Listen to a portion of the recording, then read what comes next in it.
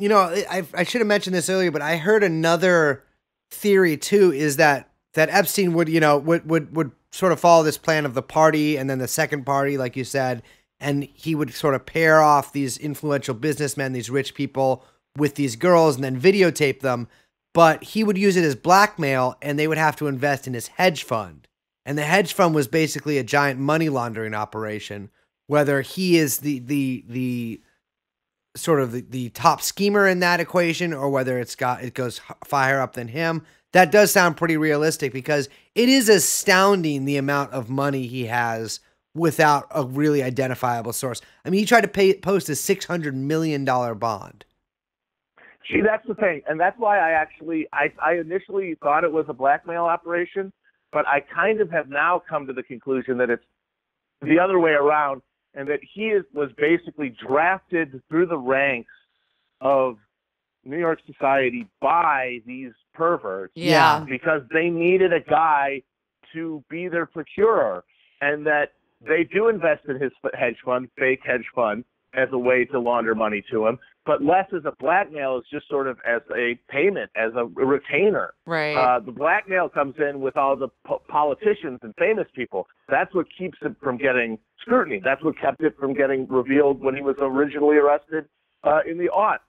And the thing that makes me think that more than anything is his career path, which is absolutely baffling. Bonkers. It makes no sense. It makes no sense. How did he even end up at Bear Stearns? It doesn't. No one a is parent-teacher meeting. A fucking parent-teacher meeting. No one is like a math teacher at a private school, and they're like, actually, you would be a great investment banker. Well, when he wasn't even qualified for the math teacher job. But you know who hired him? He didn't have a college degree. And when he was at the Dalton School teaching the richest kids in Manhattan, he was known for being a weird pervert. He would wear like open collar shirts, and he was inappropriate with the girls. And then one of the parents, instead of getting him fired for being a creep around his daughter, plucked him out of obscurity to go work at Bear Stearns. And then Les Wexner took him from Bear Stearns, gave him a mansion and power of attorney, and then he all of a sudden had a hedge fund with no listed clients. It's like, and if you think about it, if there's a guy in the social circle, in the elite network, who you need to go to have your disgusting ritual perverted fantasies fulfilled, you don't want him to be anybody on your level, anybody with independent wealth or independent power base, because then they could leverage that. Yeah, totally. They need to be somebody who will always be beholden to you.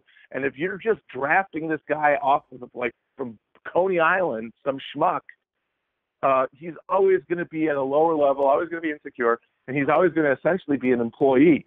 And I feel like that's more likely to be the relationship, is an employer-employee one. So you don't think that anyone else is going to roll for it? Like, you don't think we're going to get like a Bill Clinton or like... No, that would be amazing. Yeah. But I bet all that information, all those connections have probably been scrubbed by now. I mean, remember there was a big fire on Little St. James like a year ago. Is that real? First came back on the edge. Was that real? Because I haven't been able to corroborate that, but I've seen it reported.